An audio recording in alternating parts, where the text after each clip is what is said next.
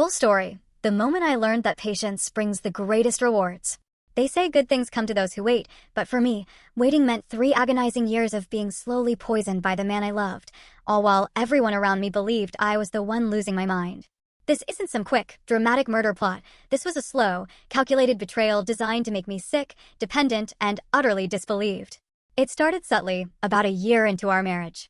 Little things, headaches after dinner, stomach problems that came and went, dizzy spells out of nowhere, bone-crushing fatigue no amount of sleep could touch. At first, I brushed it off, stress, a bug, anything. But it just kept getting worse. Doctor after doctor dismissed me, blaming anxiety, IBS, or just flat out telling me it was all in my head. And Austin? He played the part of the devoted, worried husband flawlessly. He'd hold my hand at appointments, tell doctors how concerned he was, how sometimes I'd get confused, even paranoid, how he'd had to take over all our finances because my brain fog was so bad. For 7 years, Austin had been my rock. We'd been married for. Everyone adored him, handsome, successful, unbelievably patient. They'd constantly tell me how lucky I was to have such a saint, someone who managed everything when I was too sick to even think. Our friends would rave about how he never complained, how he'd cancel plans just to stay home with me. What a perfect husband, they'd coo. You're so lucky. But deep down, something felt fundamentally wrong. I noticed a pattern. When Austin wasn't home, I'd feel better. Physically better. When he traveled for work, my headaches would actually fade, my stomach would settle. Then he'd come back and within days, I'd be dizzy again, weak, forgetting conversations, losing hours like my brain just turned off, waking up groggy from sleeps I didn't remember starting. The first real crack in my denial came in the kitchen. I saw him, clear as day, adding something to my tea when he thought I was in the bathroom. My blood ran cold. I confronted him directly. Huge mistake. He recorded the whole thing on his phone, then played it for my mom, his parents, even our friends Vita and Justin. Me, hysterical, unhinged, accusing my perfect husband of trying to hurt me. You could hear the raw desperation in my voice. Austin, meanwhile, was chillingly calm, so reasonable. Please, darling, just take your medication, he'd say, reminding me the doctor warned about these paranoid episodes. Everyone just stared at me, a mix of pity and fear in their eyes. Even Vita, my best friend, pulled me aside later, whispering, maybe he's right. Maybe you do need help. After that, he really ramped it up. He started suggesting a psychiatrist, then residential treatment. We need to think about my safety, he declared to anyone who'd listen, implying I was a danger. While I was doubled over in agony, he'd stroke my hair, whispering, I'll always take care of you, no matter what. To our friends, he'd talk about how challenging things were becoming, but he'd made vows, in sickness and in health. His devotion, he insisted, was unwavering. And everyone bought it. They admired him even more, poor Austin, stuck with his sick wife. I knew, with absolute clarity, that if I spoke up again, he'd use it against me. He'd make me sound even crazier, maybe even have me committed. So, I stopped fighting him directly. I waited. I watched. I started secretly dumping coffee he made, pretending to drink it. I stopped eating anything he prepared, claiming my stomach only tolerated bland food I made myself. But I'd pretend to eat his meals, then flush them when he wasn't looking. I bought activated charcoal tablets, hiding them in a tampon box, a place he'd never, ever check, and took them religiously when he was out. Slowly, painstakingly, I started to feel stronger. Clearer. I had days where I could think straight for the first time in months. That's when I knew, beyond a shadow of a doubt. But suspicion wasn't enough. I needed proof. Cold, hard proof. So, I moved into our guest room. I told Austin I needed my own space because his snoring was making my disturbed sleep even worse. He hated it, but couldn't object without looking controlling to outsiders. I saw the calculating frustration in his eyes. I set up a tiny, hidden camera. For months, it recorded him coming into my room at night, checking if I was asleep, adding something to the water bottle by my bed. He'd just stand there, sometimes, watching me breathe. Once, I saw him pinch my arm, testing my reflexes while I slept, seeing if I'd wake. Another time, he held a mirror to my nose, like he was checking if I was still breathing. The look on his face wasn't concern. It was a chilling disappointment. With that video evidence, I knew.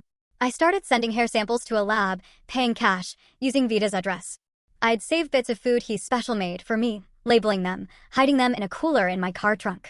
Every symptom, every drink, every lapse in memory. I documented it all in a journal I kept at Vita's house. I took daily photos of myself, tracking the terrifying physical changes, the weight loss, the yellowing skin, my brittle hair. This went on for nearly 2 years. I played the part perfectly, the weak, increasingly forgetful, dependent wife. Sometimes, I'd even deliberately knock things over or stumble over words mid-sentence when others were around. All this time, he thought I was at therapy. In reality, I was meeting with a lawyer. My lawyer confirmed my worst fears. Austin had taken out extra life insurance on me. He'd been feeding my doctor stories about my deteriorating mental state, telling colleagues I was getting early-onset dementia. I found he'd been researching arsenic poisoning, looking up untraceable toxins, even joking with friends about being a widower someday. The third year was the hardest. He started bringing his friend Otto, a pharmacist, around more. They'd whisper, falling silent when I entered the room. I'd catch chilling phrases like, build tolerance, and might need something stronger. Then, he started talking about moving us somewhere quieter, a remote lake house owned by his cousin Annie, miles from anyone. He made plans without consulting me, telling everyone it was for my health. He bought hiking gear, fishing equipment. I overheard him telling Justin how deep the lake was, how easy it would be to disappear there. A cold dread settled over me. It was time. I couldn't wait another second. But going to the police with just my partial evidence? It would be his word against mine. The word of a woman everyone believed was mentally unstable. My own mother had started talking about guardianship. I was trapped. So, I did something desperate, something incredibly dangerous. I invited Vita over for dinner, telling her I desperately needed her support, that things were getting worse. She'd been my friend since college, long before Austin. I prayed, deep down, she still trusted me. That night, Austin made his special pasta, the one that always left me violently ill. My heart was a drum solo against my ribs. While he went to answer the door, I switched our plates. I ate his food. He ate the meal he'd prepared for me. We all sat there, making small talk, Vita completely oblivious, Austin smiling that calm, patient smile. Within an hour, it began. Austin was disoriented, confused, dropping things, his words slurring. Vita watched in horror as he couldn't remember the day, couldn't stand properly, kept asking why we were looking at him like that. I feigned concern, called poison control, described his symptoms. Get him to a hospital immediately, they said. Vita was already calling 911, her voice trembling with panic. That's when I laid it all out, the journal, the video footage, the lab results. I showed Vita everything while Austin sat there, still reeling from his own poison. I watched her face contort as she realized the horrifying truth. The years of gaslighting, the poison, the slow, deliberate attempt to make me disappear, all while he played the devoted husband. By the time the ambulance arrived, Vita was holding my hand so tight it hurt. She told the paramedics to test for poison, showed them the food samples. When they asked who prepared the meal, I pointed straight to Austin. There's more evidence, I said. So much more. The police arrived. They found the hidden bottles in his desk drawer, more substances in his car. His computer showed searches for inheritance laws, untraceable poisons, how to commit the perfect murder. It's been 21 days since Austin's arrest. They kept him in the hospital for 3 days to treat the poisoning. Doctors said it was a complex mix of heavy metals and pharmaceutical compounds, definitely not something you just mix up accidentally. I can't stop thinking, that hospital bed, that could have been me. How many times was I this close? The police interrogated me for hours, making me relive everything. They kept asking why I waited so long. How do you explain years of systematic isolation, of being gaslit into believing you're insane, of every aspect of your life, finances, movements, being controlled? The detective looked skeptical until Vita spoke up. She corroborated everything, explaining how Austin had coached our friends, how he'd shown edited videos of me, acting crazy, at dinner parties to prove my mental decline. Then, the search of our house yielded something chilling, a hidden compartment in his office safe. Inside were vials of substances, labeled with dates and dosages. A meticulously detailed journal documenting my symptoms after each treatment, as he called it, noting which combinations made me sleep longer, which caused memory loss, which caused physical weakness. It was all so clinical, so utterly planned. They found research on poisons designed to mimic natural diseases, printouts on untraceable toxins, a file on Annie's lake house, complete with underwater topography maps, and a waterproof bag with weights. Vita hasn't left my side since. She sleeps on my couch, says she can't trust me to be alone. She keeps apologizing for not seeing it sooner, for believing him over me. But how could I be angry? He fooled everyone. He was that good, that believable in his concern, that patient in his execution. Austin's family, predictably, showed up screaming about false accusations. His mother, Sydney, insisted I was the mentally unstable one, hallucinating, paranoid for years. She claimed Austin was just trying to help me, that any medication was doctor-prescribed. When they wouldn't show her the evidence, she started calling everyone we knew, spinning a twisted tale that I'd poisoned Austin in some elaborate revenge fantasy. That I was the dangerous one. Yesterday was the preliminary hearing. Austin sat there in an orange jumpsuit, a shell of the man I married. He avoided my gaze, but I could feel his hatred burning across the room. The prosecutor laid out the evidence: the videos, the journals, the lab tests, the containers of poisons. The judge denied bail, calling him a flight risk and a danger to the community. His lawyer, of course, argued tainted evidence, my history of mental instability, a misunderstanding between a devoted husband and his paranoid wife. Then, they brought up Otto. Police found texts between him and Austin discussing compounds, dosages, building tolerance. Otto claimed he thought they were just talking about supplements, that he had no idea Austin was poisoning me, just theoretical discussions between friends. But the prosecutor showed proof. Otto had stolen medications from his pharmacy, helped Austin research obscure toxins, even ordered specialized chemicals using his professional credentials. Otto's out on bail, his pharmacy license suspended, his lawyer already claiming he was manipulated by Austin. What chills me to my core is how plausible Otto's defense sounds. How easily someone could believe he was just another victim of Austin's manipulation. Just like they believed I was crazy, they might believe Otto is innocent. My medical test results came back last week. Years of low-dose poisoning have damaged my kidneys. My liver function is compromised. I have neurological symptoms that might never fully resolve. The doctor looked me in the eye and said I was lucky to be alive. The amount of heavy metals in my system should have killed me. The only reason it didn't?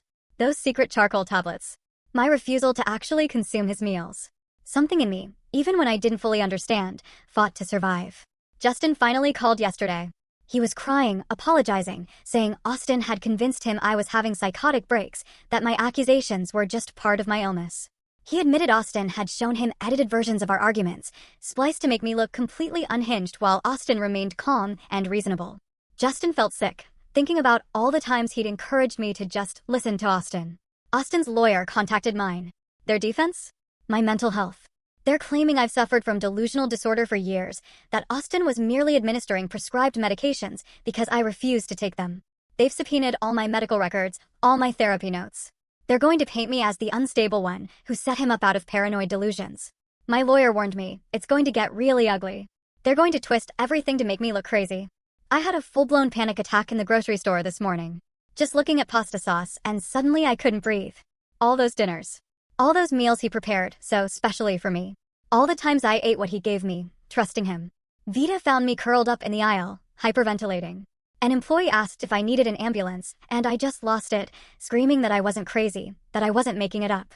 And then, the ultimate betrayal. Sydney called my mother, convinced her I'd had a psychotic break, that the stress of Austin's arrest had pushed me over the edge. My own mother showed up with papers for an emergency psychiatric evaluation. She stood in my living room, tearful, saying she just wanted to help, that I needed time in a safe place. Vita had to physically block the door when two men claiming to be from a psychiatric facility showed up. She had to threaten to call the police to get them to leave. My mother just cried, saying she wanted her daughter back, the one before all this poisoning nonsense. The financial investigation is another nightmare. Austin had been siphoning money for years into accounts I never knew existed, secretly selling off investments, liquidating assets. The financial detective says he was clearly planning to disappear. An exit strategy. Long before I ever caught him. They found evidence he'd researched countries without extradition treaties, been in contact about new IDs, even had a go bag with cash hidden in his office. And yesterday, they found a second phone in his car. Contacts I'd never seen. Messages discussing the plan, the timing, how to make it look natural. Messages to Otto about increasing dosages and accelerating the timeline. And chillingly, messages to a Logan, a name I'd never heard, about cleaning up loose ends and handling the Vita situation. Police are now actively looking for this Logan. I can't sleep without seeing Austin standing over my bed, watching me breathe. I can't eat without wondering if there's something in my food. Vita prepares all our meals now, but sometimes I still can't make myself swallow. I've lost another 5 pounds this week. My therapist says it's PTSD, that my body is still in survival mode. She says it might be a very long time before I feel safe again. Tomorrow, I have a meeting with the prosecutor. They need me to walk through everything, chronologically, to make sure their case is airtight. My lawyer says they're worried about Austin's mental health defense, worried a jury might buy the grieving husband narrative. They need me to be strong, consistent, believable. But how do you convince strangers of something so utterly unbelievable? How do you prove you're not crazy when someone spent years making everyone think you are? And then, the absolute, mind-bending irony, Austin's parents have filed a petition for guardianship over him, claiming I've been mentally abusing and manipulating him for years. That he needs protection from me, even while he's in jail. They've hired a psychiatrist ready to testify Austin exhibits signs of coercive control victimhood, that he was acting under my duress. The complete inversion of reality is staggering, almost laughable, if it wasn't so terrifying. And Otto? Still missing. He skipped his check-in, his apartment cleaned out, his car abandoned. The detective called this morning, saying he's a fugitive, that I need to be careful, stay with someone. As if my entire existence hasn't become an exercise in hypervigilance for the last 3 years. I keep thinking about what would have happened if I hadn't waited. If I'd gone to the police with partial evidence or tried to run without proof. Austin would have found me. He would have convinced everyone I was having a breakdown, had me committed or worse, taken me to that lake house, to those deep, dark waters, to that weighted waterproof bag. It's been almost 3 months since my last update, and so much has happened, I barely know where to start. Austin's trial finally began last week. His lawyer, predictably, hammered away at my history of mental instability and paranoid tendencies, painting Austin as the devoted husband, pushed to his breaking point by his wife's deteriorating condition. But then, the prosecutors showed my videos. Austin, standing over me as I slept, testing if I'd wake, adding substances to my food, my drinks, my medications. The entire courtroom fell silent, watching him methodically contaminate my water bottle, then just stand there, watching, waiting, with that chilling, cold look on his face that was anything but concern. His lawyer tried to argue they were taken out of context, that he was checking my breathing out of worry, that he was adding prescribed medications because I refused to take them. It's terrifying how plausible he makes it sound. But then, 2 weeks ago, they found Otto. Hiding at Annie's lake house. The very place Austin planned to take me. The place with the deep water and no witnesses. Otto broke down during questioning. He admitted everything. How he'd supplied Austin with pharmaceuticals. How they'd researched toxins together, calculating dosages to cause symptoms without immediate death. How Austin had discussed accelerating the timeline, making it look natural. Otto's testimony is devastating, but his lawyer is already working on a plea deal, claiming he was manipulated, coerced, afraid of Austin himself. Vita testified yesterday. She recounted how Austin would show everyone videos of me, how he'd coach our friends on handling my episodes, how he'd fabricate stories about things I'd supposedly said or done that I had no memory of. She broke down, sobbing, describing the night of the dinner, watching Austin disoriented by his own poison, realizing that everything I'd been saying for years was terrifyingly true. The defense, desperate, tried to paint her as my accomplice, suggesting we'd conspired to frame Austin, even implying we'd always been lovers and this was some elaborate revenge plot. Vita held firm, but I could see the emotional toll it took. Medical experts then took the stand, detailing the substances in my system, the permanent damage to my organs, the neurological effects. They explained how the poisoning was deliberate, methodical, designed to mimic natural disease progression. Austin's lawyer relentlessly interrupted, suggesting alternative explanations, asking if my symptoms were psychosomatic or manifestations of mental illness. Finally, one doctor snapped. Heavy metals, he declared, do not appear in your bloodstream because of anxiety.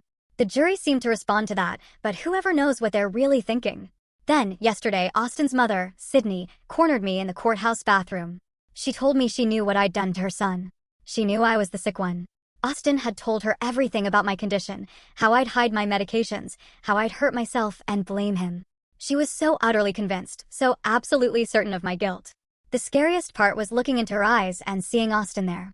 That same calm certainty, that absolute conviction in their own twisted reality. It hit me then. This is where he learned it. This is how deep it goes in his family, raised by someone who could rewrite truth as easily as he could. Today, Justin testified. He admitted Austin had shown him edited videos of me, convinced him I was having mental breaks. He described conversations where Austin expressed concern about my paranoid accusations months before I even suspected anything. Austin, meticulously laying groundwork, creating witnesses to my supposed instability long before I even started getting sick. The defense, of course, tried to discredit Justin, suggesting he was just changing his story out of guilt, overcorrecting, making his testimony unreliable.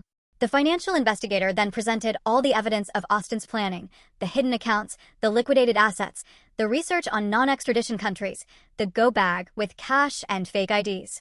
The defense tried to spin it as Austin preparing emergency resources for my worsening condition, planning to take me for specialized treatment, claiming the cash was because he didn't trust banks after some old fraud incident. Again, just plausible enough. Just reasonable enough to plant out. Just enough to make you question everything. They finally found Logan. Austin's college roommate, someone I'd never even heard of. Logan admitted Austin had approached him about handling Vita if she became suspicious, offered him money to scare her off.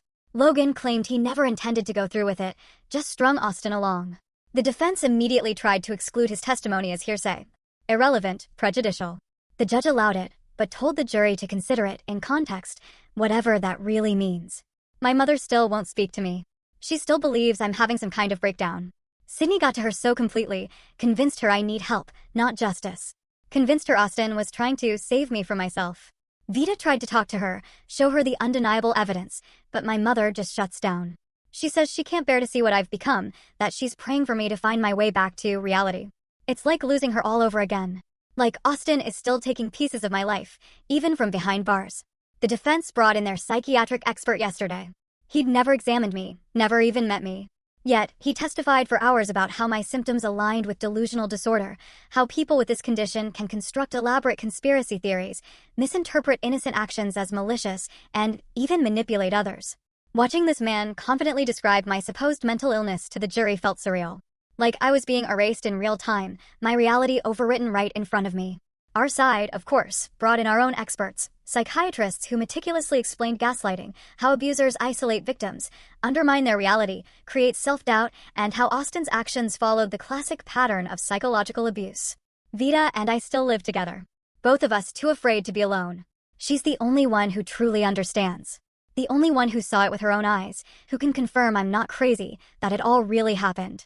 Without her, I don't know if I could have survived this, or had the strength to sit in that courtroom day after day, facing Austin, his family, and all the people who still think I'm making this up. The jury starts deliberation tomorrow. My lawyer says the evidence is strong, but he warns me not to get my hopes up. Cases like this are unpredictable. Austin's performance as the concerned husband is just that convincing. We need to prepare for any outcome. The jury deliberated for 4 agonizing days. For days of sitting in that courthouse hallway, jumping every time a door opened, Vita next to me, holding my hand so tight it hurt. My lawyer kept saying no news is good news, that quick verdicts usually favored the defense. The longer they talked, the more likely they were actually examining the evidence. But by the 3rd day, I was convinced. Convinced they didn't believe me. Convinced Austin's performance had worked. When they finally came back, I couldn't breathe. Then one word: guilty. Guilty on all counts. Attempted murder. Poisoning. Psychological abuse. Financial fraud. Guilty. Guilty. Guilty. Austin didn't react at first, just sat there, staring straight ahead, like he hadn't heard. Then his lawyer whispered something, and his face changed. For just a second, the mask slipped, and I saw it, pure, unadulterated rage. The real Austin, finally visible to everyone. The sentencing was yesterday. 15 years without possibility of parole. The judge called it one of the most calculated, cruel cases of domestic abuse she'd ever seen. The methodical poisoning, the psychological manipulation, the financial planning, all pointed to someone who was a continuing danger to society. Austin finally spoke, claiming he still loved me, that he was only trying to help, that someday I'd understand everything he did was for my own good.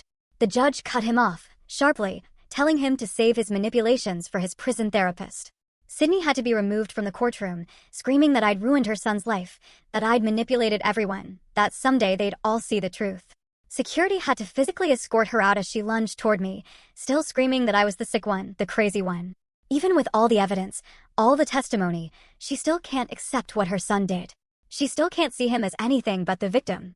Otto got 8 years, with possibility of parole after 3, part of his plea deal for testifying against Austin. Logan got probation for coming forward about the Vita plan. Justin sent flowers to my apartment, but I haven't responded. I still don't know how to feel about everyone who didn't believe me, who thought I was imagining everything, who watched me deteriorate and sided with Austin anyway. My mother finally called last week. She didn't exactly apologize, but she said she'd been doing a lot of thinking, a lot of remembering. She said there were signs she'd missed years ago, things Austin would say or do that seemed off, but she'd dismissed them. She asked if we could talk sometime. I said maybe someday. I don't know if I'll ever fully trust her again. I don't know if that relationship can ever be repaired. Vita says I should try, says family is important, but Vita doesn't understand that my mother chose Austin over me. She chose to believe I was crazy rather than believe I was being poisoned. Some betrayals cut too deep for simple forgiveness. We're moving next month. Vita and I, somewhere new, somewhere without memories. She's become my family through all this. The one person who saw the truth when it was right in front of her. Who believed me when it mattered most? Who stood by me through the investigation, the trial, the endless questioning of my sanity? We're not running away. We're just starting over. They say good things come to those who wait. I waited 3 years to be free. 3 years to be believed. 3 years to reclaim my mind, my body, my truth. The waiting nearly killed me, but in the end, it saved my life.